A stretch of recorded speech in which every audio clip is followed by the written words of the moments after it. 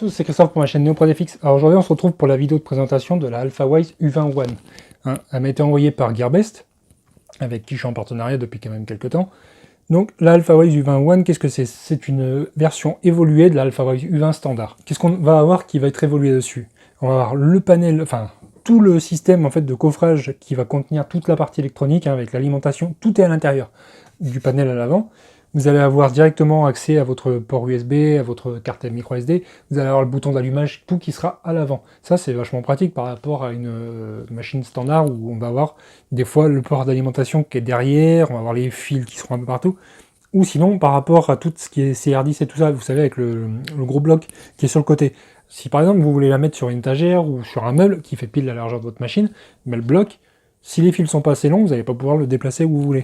Alors que là, vous avez vraiment tout le truc qui est... Enfin, c'est une machine qu'on peut déplacer entièrement. Il n'y a pas de truc qui se balade à côté, quoi. Vous allez juste avoir le fil d'alimentation à brancher dessus, et ça sera tout. Donc, comme je vous disais, cette machine-là est une évolution de la U20 normale. Qu'est-ce qu'elle a de plus? Alors, on a deux moteurs sur l'axe Z. De toute façon, je vais vous les présenter vue de près. On a un capteur de fin de filament. On a la reprise d'impression en cas de coupure de courant, et je l'ai testé, franchement ça marche super bien. J'ai eu des coupures de courant, vu qu'on a la campagne et que des fois ils aiment bien couper le courant, ou quand il y a des grosses tempêtes comme il y a eu il n'y a pas longtemps, là, ça a coupé le courant plusieurs fois dans la même nuit, et j'avais des grosses impressions qui étaient en cours, et du coup, bah, j'ai quand même eu de la chance de pouvoir reprendre. Après, il faut prendre en compte aussi que quand vous avez la reprise d'impression après une coupure de courant, il faut vraiment avoir des matériaux qui sont faciles à imprimer et qui se décolleront pas, parce que votre plateau il va refroidir si jamais c'est coupé pendant 2 heures, et que le courant revient, ben... votre pièce sera décollée. Alors que si ça a duré, je sais pas, 10 minutes, des fois le plateau il est encore un peu chaud, quoi. Donc du coup, quand c'est du PLA, ça va. Mais si c'est de l'ABS ou autre chose, ça c'est mort. Donc ensuite, je vais vous présenter le packaging et ce qu'il y avait dedans. Il n'y avait pas des masses de choses, mais il y avait quand même des choses intéressantes. Ensuite, je vais vous parler de mes impressions que j'ai faites. Alors comme je vous disais, j'ai fait 484 heures d'impression, j'ai passé presque 5 kilos. On me demande souvent comment je fais pour savoir combien d'heures je passe sur mes machines. Je tiens un cahier avec dedans toutes mes impressions. Je note tout ce que j'imprime. Pourquoi? Parce que j'aime bien savoir le temps que je vais passer dessus, le nombre de grammes que je vais utiliser de filament. Ça me permet également de calculer le coût, hein, si jamais je dois vendre une impression, ou si jamais j'ai une bobine qui est presque en fin de filament, et que je veux savoir si jamais je vais devoir en mettre une autre, ou si je vais devoir rester dans pas longtemps pour changer la bobine, quoi. Enfin, si jamais j'imprime une pièce qui fait 1,4 kg et que j'ai une bobine d'1 kg, je sais qu'elle va couper. Mais il faut que je sache si ma bobine elle va couper très tôt ou si elle va couper tard, quoi. Donc du coup, ce qu'il faut savoir aussi, c'est que pour calculer vos bobines, hein, vous utilisez une balance de cuisine, et puis ça vous permet de savoir... Vous gardez tout le temps une bobine vide, comme ça vous permet de faire le ratio entre les deux, quoi. Donc comme je vous disais, 484 heures d'impression, j'ai imprimé beaucoup de pièces, hein, j'ai imprimé des grosses pièces, avant et après l'optimisation de la machine, parce que j'ai optimisé quelques petites choses dessus, je vais vous en parler après. J'ai pas fait des masses de trucs, hein, j'ai juste rajouté des TL smoothers, que je vais vous montrer sur la carte, et je vous expliquer ce qu'il y a à faire, mais il n'y a pas grand chose à faire. Et il y avait une chose très importante à faire quand vous allez la déballer, mais ça je vais vous en parler tout de suite, quand je vais vous présenter toute la machine. Donc on se retrouve pour la partie présentation des accessoires. Alors qu'est-ce qu'on a eu comme accessoire avec la machine? Alors on a eu une espèce de petit carton, alors il y avait une pince coupante, il y avait une spatule, alors par contre la spatule, je l'ai laissée dans l'atelier en bas, mais en fait c'est pas compliqué, la spatule quand elle arrive d'origine, elle vous servira à que dalle. Pourquoi? Parce que en fait le bord de la spatule n'est pas aiguisé, ce qui fait que votre spatule, vous pouvez pas la passer sous une pièce, en fait elle a une espèce de bord qui fait 1 mm d'épaisseur, et le problème c'est que ce bord d'1 mm d'épaisseur, pour le passer sous une pièce, que dalle.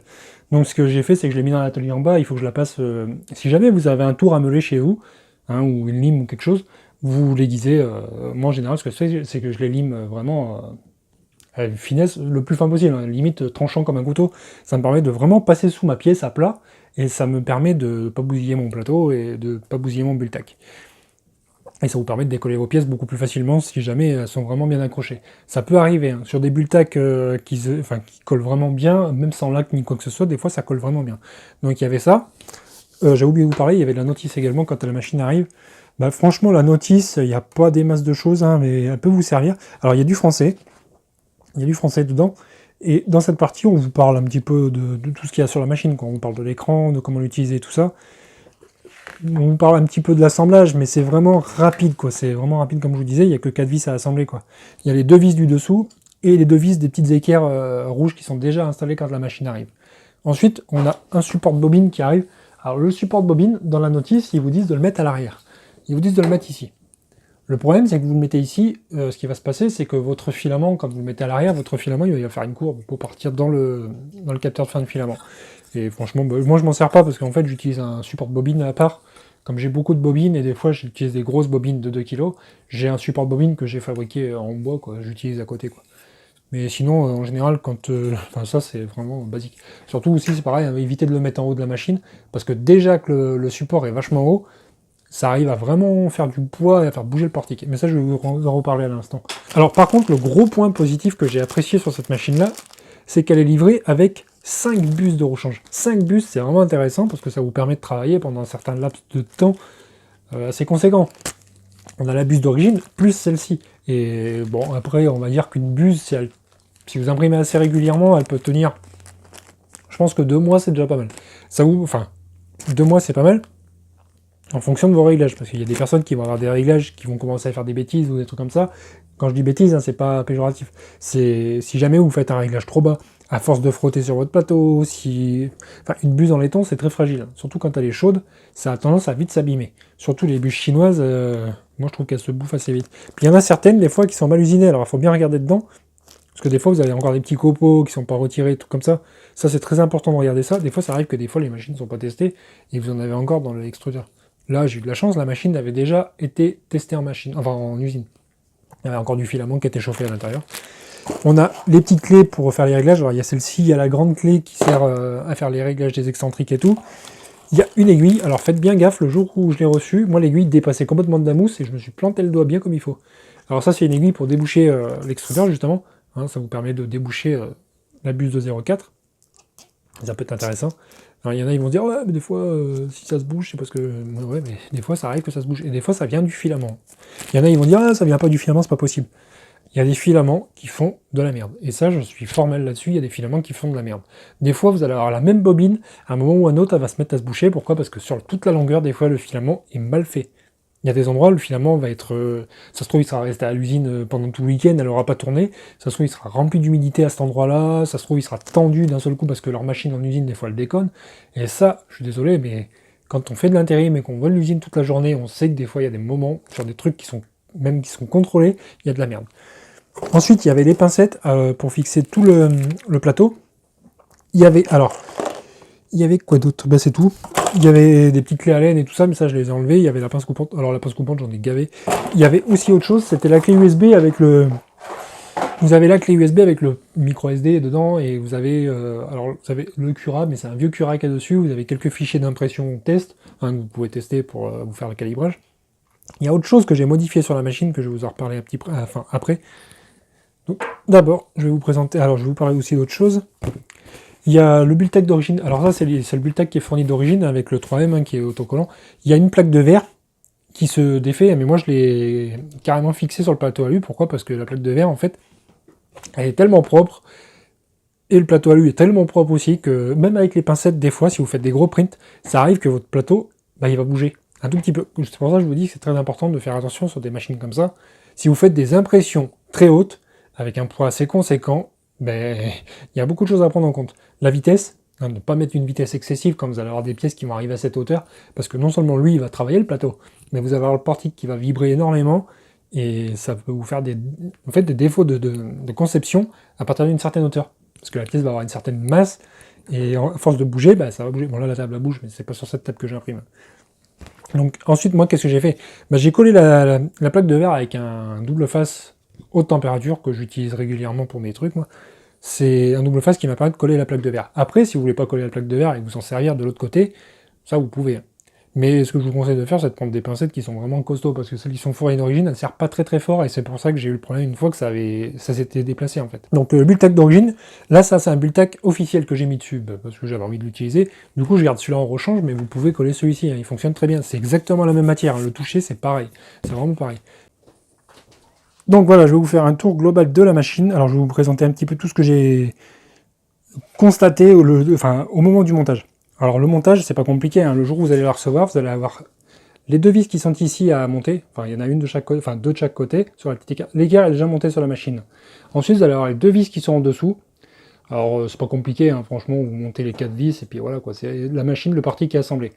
Alors ne faites pas attention à cette pièce-là, je vais vous en reparler juste après. Cette pièce-là n'est pas sur votre machine. C'est tout à fait normal, c'est moi qui l'ai rajouté. Les roulettes en polycarbonate, là, c'est pareil. C'est moi qui les ai rajoutées, mais ça n'a rien à voir non plus avec la machine. C'est que je suis en train de préparer une vidéo explicative sur les roulettes en polycarbonate VS celle-ci. Ensuite, qu'est-ce qu'il y a eu d'autre à vérifier? Alors, quand elle arrive, vous allez avoir tous les câbles à brancher. Surtout, ne vous trompez pas, hein. Vous allez avoir... Alors, les personnes qui n'y connaissent rien, vous avez le capteur de filament qui est ici. Donc, vous avez un petit E sur celui-ci.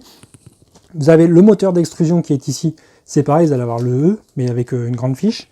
Vous allez avoir le moteur de X qui est ici, avec le capteur de X qui est juste ici. Là, vous allez avoir des petites étiquettes, de toute façon, c'est tout expliqué. Vous avez un Z qui est ici pour le capteur. Vous avez l'autre moteur Z qui est à l'arrière. Alors, le deuxième moteur qui est ici. Alors, comme je vous disais, ouais, c'est une évolution de la AlphaWise U20, parce qu'elle a deux moteurs Z. Et ça, c'est franchement intéressant, parce que ça vous permet d'avoir un portique X qui est beaucoup plus stable. Par contre, les deux moteurs sont reliés sur le même stepper, hein. Ça fait que du coup, les deux montent ensemble, quoi. C'est pas genre celui-ci est séparé, comme sur la Chiron, ça c'est pas pareil. Alors après, vous avez ici le capteur Y avec le moteur, vous avez la petite poulie. Alors l'avantage, c'est qu'on peut régler le serrage de la courroie sur l'axe Y, hein, où vous avez juste à desserrer et vous tirez un petit peu, ça vous permet de tendre la courroie, quoi.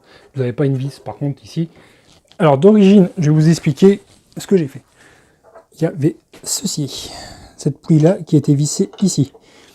Vous voyez que c'est un petit peu, on va dire, c'est un oblong, quoi.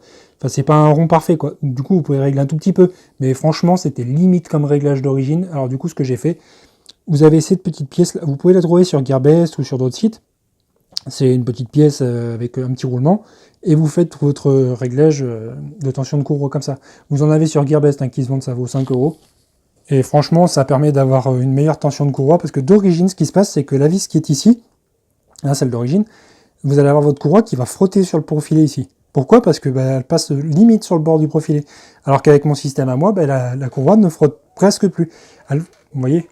Mais après, elle frotte, parce que là, on le fait à la main, mais quand c'est le moteur qui tire la courroie se place différemment, et du coup, ça frotte pas, quoi. Mais ça frotte beaucoup moins que d'origine, parce que d'origine, ça frottait énormément. Ensuite, qu'est-ce qu'il y a d'autre? Alors, une autre chose à vérifier, d'origine, vous allez avoir les noix qui sont ici, qui ne seront pas du tout serrées. Hein, ça, c'était pas serré. L'autre côté, c'était pas serré non plus. Vous allez vérifier également... Alors, vous vérifiez tous les serrages. Hein, vous vérifiez complètement tous les serrages. Tous. Vous vérifiez les poulies. Vous vérifiez tout. Vous avez toutes les clés Allen qu'il vous faut pour tout vérifier de toute façon. Hein, c'est super important de tout contrôler les serrages. Parce que ce qui se passe, c'est que ça, si c'est pas serré, vous allez avoir votre portique qui va bouger et qui va faire des clics à l'arrière, et ça va monter, ça va descendre. Et... ça va vous faire des défauts d'impression, mais vraiment assez importants. Vous allez avoir également les roues à contrôler dessous. Ensuite, alors du coup, là, ce que je vais faire, c'est que je vais vous présenter la partie carte électronique. Juste avant, je vais vous montrer, donc du coup, vous avez un roulement ici. Alors, c'est fait exprès, hein, qui bouge comme ça. Il ne faut pas le serrer. C'est fait exprès pour contrôler le mouvement de la tige. Si vous le serrez, le problème, c'est que vous allez perdre ça. Et si la tige est contrainte à faire comme ça va forcer sur les moteurs et ça va faire de la merde. Donc ces vis-là, par contre, vous ne les serrez pas. C'est fait juste exprès pour garder le roulement. Donc voilà, on se retrouve pour la présentation de la partie extrusion. Alors la partie extrusion, vous allez avoir exactement le même style d'extrudeur que sur une Ender 3. Hein, c'est exactement le même sur les Creality et tout, enfin sur tout ce qui est Creality, CR10, Ender 3 et tout ça. C'est exactement le même. Ensuite, vous allez voir le corps de chauffe ici qui est complètement nu. Hein, ça, c'est livré d'origine comme ça. Moi, ce que je vais vous faire, c'est que là, je ne l'ai pas fait exprès pour vous faire la prochaine vidéo. Dans la prochaine vidéo, je vais vous montrer comment installer le scotch que j'utilise, le Kapton, avec la laine de roche. Ça vous permettra d'avoir un corps de chauffe qui maintienne mieux la chaleur. Et ça permet, par exemple, si vous imprimez à forte vitesse, d'avoir votre bus qui garde beaucoup plus la chaleur. Et justement, ça évitera que ici, ça refroidisse beaucoup trop vite et que ça fasse des clac-clac au niveau de l'extérieur. Bon, elle ne me le fait pas, hein, mais après... enfin voilà, ça peut arriver quand même si vous chauffez à 200 degrés et que ça n'a pas le temps de maintenir la chaleur. Hein, si jamais vous n'avez pas le petit scotch, moi je me suis rendu compte que lui il mettait quand même assez de temps à chauffer. Parce que comme vous pouvez voir, vous avez le ventilateur qui est complètement directement sur le corps de chauffe. Et je pense qu'ils ont désactivé le thermal runaway parce que normalement ça devrait le faire. Hein, si ça refroidit directement dans la gueule du truc là. Ensuite, niveau ventilateur, vous avez le petit ventilateur à l'intérieur qui fait assez de bruit quand même. Et vous avez le même à l'extérieur, enfin les styles cage d'écurie, avec le même style, enfin tout le carénage là c'est exactement le même que sur une Ender 3, sauf qu'il est noir, quoi. Voilà, donc on se retrouve pour la présentation de la carte électronique et du compartiment complètement fermé. Donc, qu'est-ce qu'on a? On a une carte électronique ici en STM 32 bits, donc vous pouvez voir qu'on a un processeur 32 bits. Par contre, on a tous les steppers qui sont soudés directement à la carte, hein, ils sont juste ici, là. On peut les voir là, vite fait. Je vous mettrai une photo, vous verrez mieux. J'avais pris une photo avec le flash pour vous montrer. C'est un dérivé des 4988, mais c'est une nouvelle version. Du coup, on a tout ça, on a les MOSFET qui sont ici pour tout ce qui est partie alimentation du plateau et de l'extrudeur, enfin, qui sont toutes ici. Vous avez la prise fan qui est là-bas, vous pouvez rajouter des ventilateurs en plus si vous voulez, hein, qui seront pilotables via Marlin. Comme vous pouvez voir, il n'y a pas de relais, hein, c'est directement piloté par la carte mère, hein, par contre. Si jamais un jour ça crame, ça pourra venir d'ici. Ensuite, on n'a pas grand chose à dire à part les moteurs. Vous pouvez voir les deux Z qui sont ici. On a l'écran qui est ici avec la référence, hein, MPX TFT35. En général, quand on trouve ce genre de truc, on peut trouver aussi le firmware pour modifier les écrans. Là, l'alimentation qui est ici. Donc, l'alimentation, c'est une. Vous pouvez voir sur le côté 360 watts en 24 volts.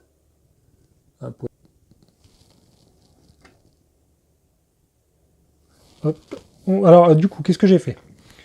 J'ai monté deux TL Smoother. Alors, je les ai montés sur X et Y, hein, pour stabiliser un peu plus la machine au niveau des impressions. J'en ai pas mis pour Z. Pourquoi? Parce que le Z, bah, il bouge très peu. Donc, du coup, bah, on n'a pas trop de défauts sur ce côté-là.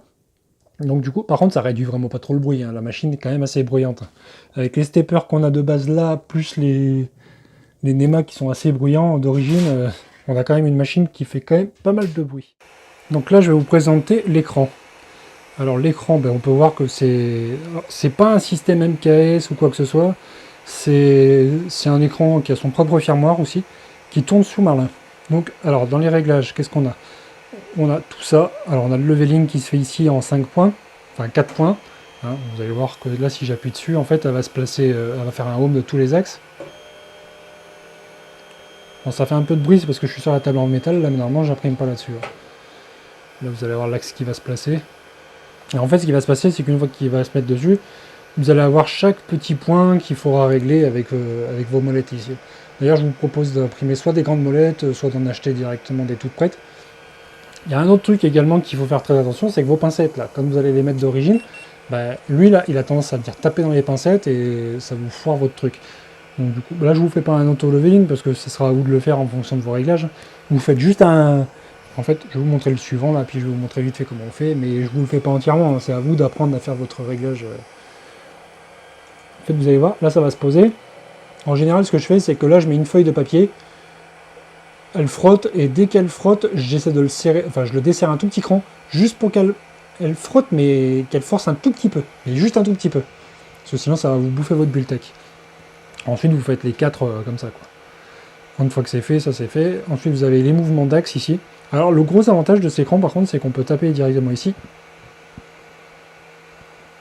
On peut taper directement ici, on peut taper des valeurs, par exemple, parce qu'on veut que ça bouge de 50.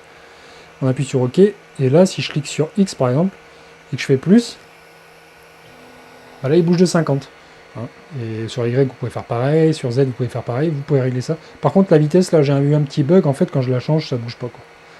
Par exemple, si je fais plus, là, bah, ça va monter de 50, ça va monter de 5 cm, quoi. Et je trouve que c'est assez pratique. Là, si vous décochez, par exemple, le Z, si je le décoche et que je fais Home, ça va faire un Home de tous. Si on clique sur Z et qu'on fait un Home de Z, eh bien, ça fera qu'un Home de Z. La petite croix, ça sert à couper vos moteurs si vous voulez les déplacer à la main. Hein, parce que si la petite croix n'est pas cochée, bah, vous ne pouvez pas les déplacer à la main. C'est les moteurs qui sont actifs. Voilà. Ensuite, le bed preheat. Alors, ça vous permet de mettre en chauffe votre plateau. Préchauffage. Vous mettez par exemple 60. Alors, on va mettre 60. C'est pas facile, je vise en même temps sur l'écran du truc. Je mets OK. Et voilà. Et du coup, on n'a plus qu'à mettre sur On. Et là, on est parti pour chauffer jusqu'à 60. Ça, je trouve que c'est assez bien fait comme truc. Vous pouvez voir le graphique. Et ce graphique-là va vous permettre de suivre votre température, hein, si justement elle évolue bien ou si jamais elle bouge pas très très vite. Et là, vous pourrez voir s'il faut faire un PID ou pas. Ensuite, on a la vitesse du ventilateur. Si par exemple on met... Alors... Tac. Là, 255, ça met 100%. Hein. C'est ma vieille habitude de mettre 255 sur les vieux PWM. Là, ça met à 100%. Si on met 50, Là, il passe à 50. Bon, il fait un peu de bruit, par contre, le ventilateur d'origine, je trouve qu'il est c'est un peu de la camelote. Bon, mais 0, ça l'éteint. Update, alors ça, c'est si jamais vous mettez un fichier sur votre carte SD. Hein, en fait, le UI, c'est User Interface, c'est pour personnaliser justement l'écran. Ça se fera sur la carte SD, et ensuite vous mettrez la carte SD, et il fera son flashage en fonction de ça. Unload, donc c'est pour chauffer l'extrudeur. Donc là, c'est pareil, hein, vous tapez votre valeur, vous mettez on, et ensuite, bah, vous faites chauffer. Pour faire sortir le filament, alors si vous cliquez par le bas, ça va insérer le filament. Si vous appuyez vers le haut, voilà, c'est normal. Hein. Faut qu'il revienne, voilà. Là, le T0, alors le T1, mais si jamais vous avez un deuxième extrudeur, mais vous en avez qu'un, donc voilà. Ensuite, qu'est-ce que j'ai pas fait? Système. Donc là, on a le à propos 2, mais il n'y a rien dedans, à part ça, et puis, enfin, c'est tout ce que j'ai. On a Factory Default, ça réinitialise tous vos paramètres par défaut. Vous avez la langue, alors English, chinois, ça doit être un autre chinois, et vous avez l'anglais. Donc voilà. Et ensuite, pour print, vous mettez la carte SD dedans, et vous avez votre dossier. Alors moi, je les ai mis sur U21. Voilà, et j'ai tous mes fichiers qui sont là-dessus, quoi, tout ce que j'ai imprimé. Et je trouve que c'est bien fait. Ensuite, si vous voulez imprimer, bah, vous cliquez dessus, vous recliquez une deuxième fois, et là, va vous demander si vous voulez imprimer. Voilà. Vous pouvez revenir en arrière, et puis voilà, quoi. Après, vous avez votre suivi de température ici, vous avez comme quoi il y a une carte SD qui est insérée ou pas. Vous voyez. Franchement, c'est assez simple, mais c'est intuitif, c'est pas compliqué, franchement. Voilà. Donc maintenant, je vais passer à la partie, je vais vous montrer ce que j'ai imprimé, et je vais vous faire ma conclusion. Voilà, donc on se retrouve pour la partie présentation des impressions que j'ai faites. Alors, il n'y a pas tout sur la table, hein, parce qu'il y en a beaucoup. Vous allez voir qu'en fait, derrière, il y a mon BB8 qui est ici. Alors, vous n'allez pas voir grand-chose. Je vais me mettre comme ça. En fait, toutes les pièces qui sont grises, qui sont sur BB8, ont toutes été imprimées avec la AlphaWise U21. Mais comme je suis en plein montage, en plein ponçage et tout ça, bah, j'ai tout qui est vissé. Donc je vous en ai démonté une quand même ici pour vous montrer à quoi ça ressemble. Il y a la tête de BB8 que j'ai refaite avec également. Alors je les ai imprimées avec, c'est du filament premium de chez Wanao. Hein, j'ai changé de crèmerie, j'ai pris du Wanao PLA Premium. Hein, vous pouvez le trouver chez Wanao France à 13 € TTC, donc du coup, comme je vous dis, c'est du PLA Premium, ce qui fait qu'on a des impressions qui sont très propres, on a une densité qui est 1,31 g par cm3, contrairement à du PLA standard qui est 1,26 ou 1,28. Là, on a vraiment un PLA qui est costaud, qui s'imprime très bien. Franchement, il est super propre, il est super stable, il n'y a pas de problème ni quoi que ce soit. C'est 1 kg, c'est pas 750 g. On a une boîte qui est... Enfin, je veux dire, il y a une boîte avec un sachet à l'intérieur, il y a un sachet anti-humidité. Vous avez un autre sachet qui vous permet de ranger votre filament à l'intérieur quand vous ne s'en servez pas. Hein. C'est un petit coup de pub pour Wanao France, mais franchement, super filament. Et pour le prix, ils m'en ont fourni quelques pièces. Et franchement, je suis super content. De toute façon, je vais vous faire une vidéo pour vous parler du Wanao. Donc, qu'est-ce que j'ai fait? Alors, j'ai imprimé mon dôme de BB8. Hein, il est en plusieurs parties. Il y a 3 parties. Il y a le dessous, il y a le milieu et il y a le dessus. Après, vous pouvez voir des petites pièces noires, mais ça, c'est pas imprimé avec. Ça, c'est imprimé sur l'imprimante et celle-là. Donc c'est super propre, c'est super léger en plus. L'avantage du Wanao, c'est qu'il me permet de faire des impressions qui sont très fines et très solides et qui restent propres. C'est ça qui est l'avantage. Je vous ferai un petit aperçu vu de près après, parce que bon, enfin, on me demande souvent, tu peux me montrer à peu près des impressions vues de près pour voir ce que ça donne. Ensuite, alors, je me suis trompé. La première impression que j'ai faite, parce qu'il fallait que je vous en parle quand même, c'était le Deadpool. Pourquoi il fallait que je vous parle du Deadpool? Je vais vous le montrer de près et vous allez comprendre pourquoi. En fait, le Deadpool, vous allez voir, alors il fait 35 cm de haut, vous allez voir qu'il a des gros défauts. Vous allez les voir ici. En fait, ces gros défauts-là, c'était tout simplement les noix qui n'étaient pas serrées, et également la vitesse qui était trop élevée avec les vibrations. Parce que ce qui se passe, c'est que votre plateau, quand il avance comme ça d'avant en arrière, à force d'avancer trop vite comme ça crée une espèce de vibration, et le portique, lui, il a tendance à bouger un petit peu. C'est pour ça que sur Gearbest, ils vous vendent un accessoire qui vous permet de monter une espèce d'équerre, en fait. Enfin, c'est une espèce de triangle, et je pense que je l'achèterai et je vous ferai un test, quand je pourrai le tester. Vous pouvez voir que... Sinon, en lui-même, la pièce était super propre, jusqu'au moment où ça a commencé à faire de la merde à cause des noix qui n'étaient pas serrées. On peut voir qu'ici, il y a une craquelure. Pourquoi? Parce que j'utilise le Z-Lift. Ce qui se passe, c'est que mon extrudeur monte, il descend, il monte, il descend, il monte, il descend. Pour toutes les zones où c'est dans le vide, pour éviter de taper dans l'autre d'à côté, si jamais votre filament se redresse un tout petit peu. Et à partir de ce moment-là, ce qui s'est passé, c'est que comme mes noix étaient pas serrées, il y a des fois le plateau, il bougeait un petit peu, quoi. Enfin, je veux dire, l'axe Z, il faisait que ça bougeait un peu, quoi. C'est dommage parce qu'il était bien parti. Bon, après, il y a juste un peu de ponçage à faire, hein, on peut rattraper quand même. Si on veut le peindre, il suffit de poncer un peu et de rattraper, quoi. Voilà. Donc ensuite, si j'avais fait ça aussi, un petit patch en 2 couleurs, bon ça c'est pas compliqué, hein, vous mettez une pause et puis dans votre fichier, vous changez de couleur. C'était le logo AlphaWise. Et l'une des plus grosses pièces que j'ai faites, alors il y avait ça aussi. Ça c'est les panels de BB8. Alors ils sont imprimés debout, hein, je les ai imprimés comme ça. C'est pour ça que là il y a un petit peu de défaut. Pourquoi? Parce que je mets un raft. En fait je mets un raft et quelques supports. Ça me permet d'imprimer ma pièce comme ça. Pourquoi je ne l'ai pas imprimé comme ça? Parce que ça me fait mettre des supports dessous, et les premières que j'avais faites, en fait, ce qui se passe, c'est que c'est dégueulasse dessous. Après, on enlève les supports et tout. Et j'avais vraiment besoin que ça soit le plus lisse possible, dessous et dessus. J'ai un petit peu de défauts là, mais franchement, en passant un coup de papier de verre, ça s'enlève direct les défauts. Il n'y a pas de souci, quoi.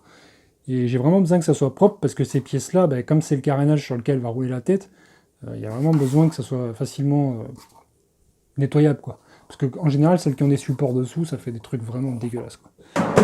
Et ensuite, une des plus grosses pièces que j'ai imprimées, c'est le casque de Stormtrooper. Alors lui, le casque de Stormtrooper, il est fait en 2 parties. Vous allez me dire pourquoi je l'ai fait en 2 parties. En une seule, il passait très bien sur le plateau. Mais ce qui se passe, c'est que si on le fait en une seule partie, il faut mettre des supports. Et les supports, moi je suis pas trop fan des supports. En fait, j'aime bien imprimer des objets sans support et les coller et les poncer. Ça permet de faire moins de travail de post-production. Alors qu'avec des supports, ça fait des trucs dégueulasses des fois. Si lui, je l'avais voulu l'imprimer avec support, ce que j'aurais fait, moi, c'est que je l'aurais mis comme ça. J'aurais mis comme ça et j'aurais mis des supports qui tiennent comme ça. En général, c'est ce que je fais sur des objets comme ça. J'avais fait des crânes à une époque et ça s'était très bien passé. Parce qu'il y en a, ils vont vouloir le mettre comme ça, et le problème, c'est qu'il va falloir mettre des supports à l'intérieur. Alors, ce que j'ai fait, c'est que j'ai pris le STL, je l'ai coupé en 2 avec mon logiciel. Alors, il y en a, ils me demandent qu'est-ce que j'utilise. On peut utiliser Mesh Mixer, j'avais vu. Il y en a qui utilisent un autre logiciel. Moi, j'utilise Cinema 4D, ça me permet de couper mes fichiers en 2. Parce que je travaille dessus, donc je coupe mes fichiers en 2. Donc, ce qui s'est passé, c'est que je l'ai coupé en 2.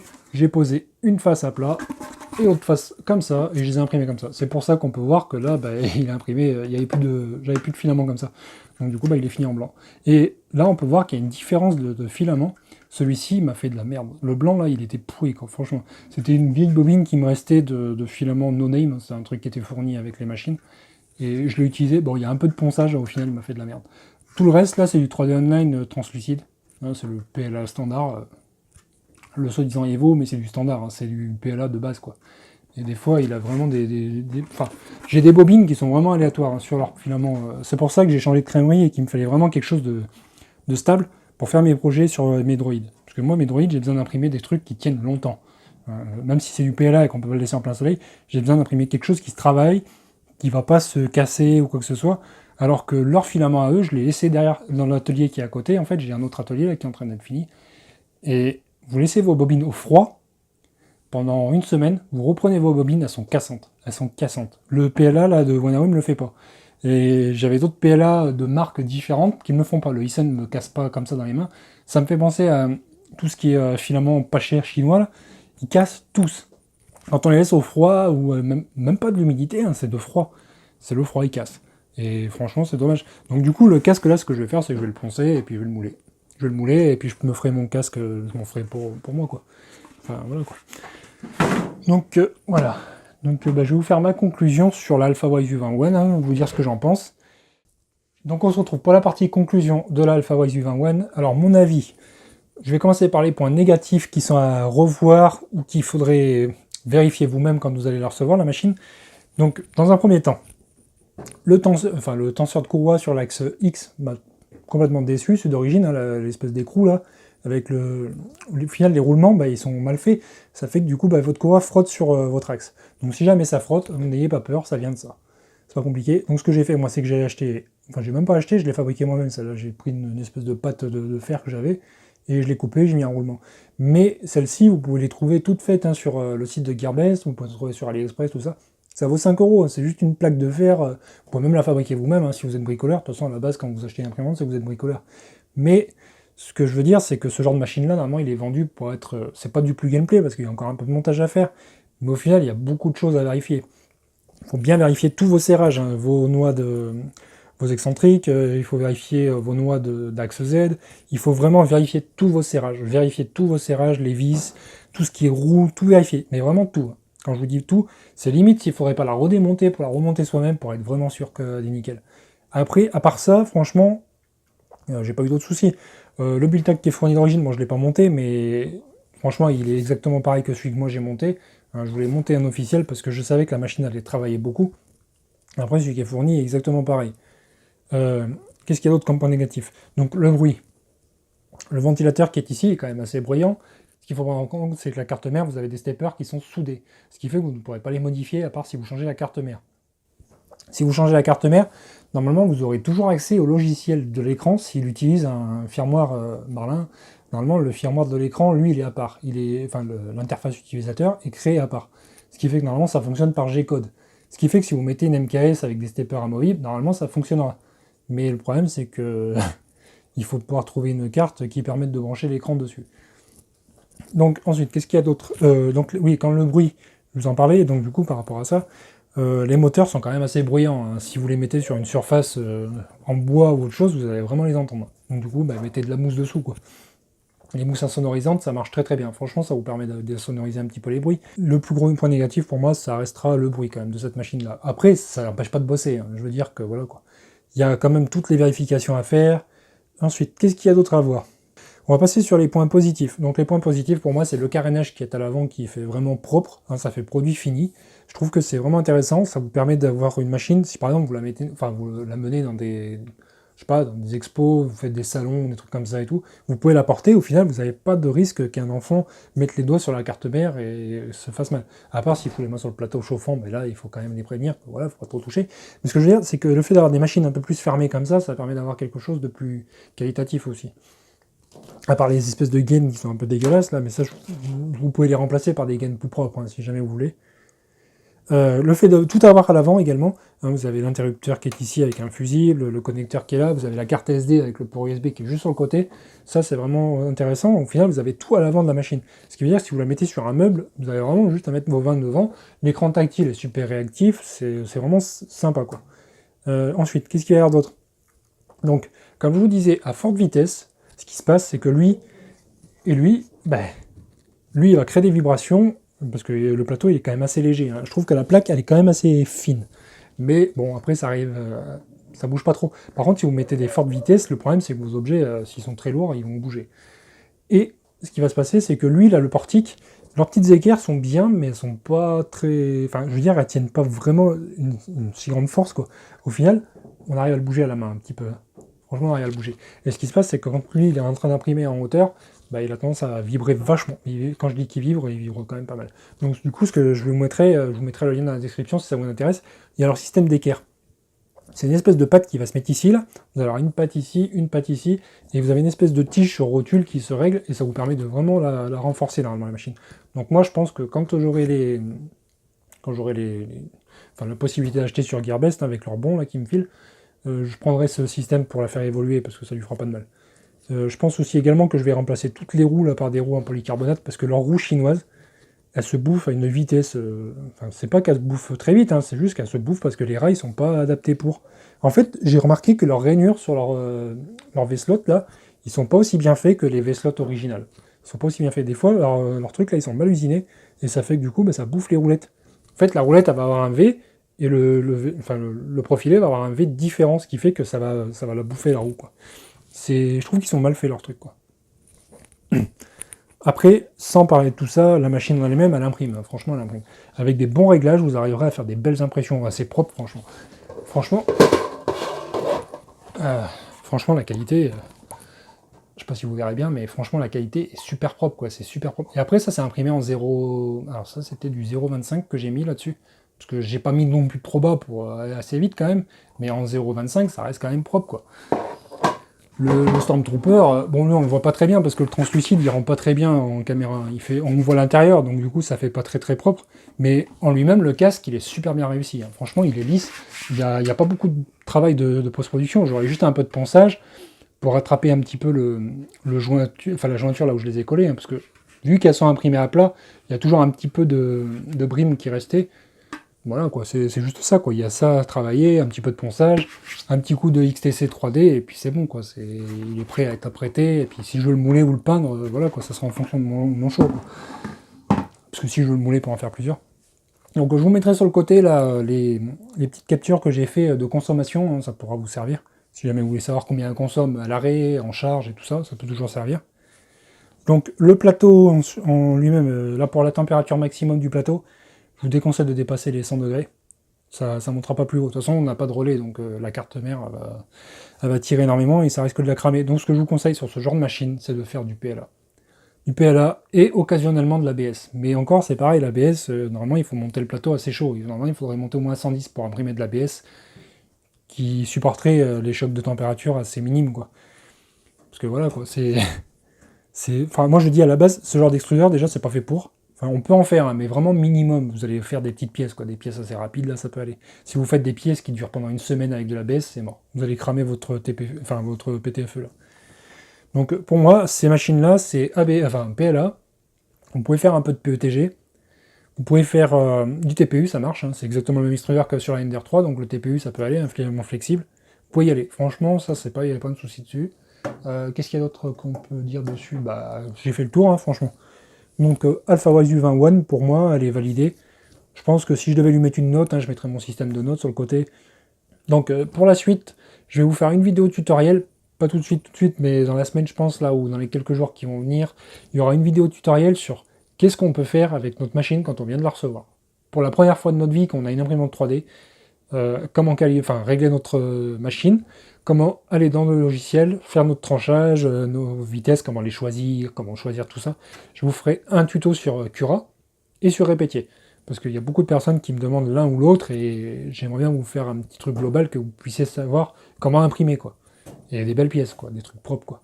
Donc voilà, à bientôt pour la suite des aventures sur ma chaîne YouTube et merci à tous les abonnés.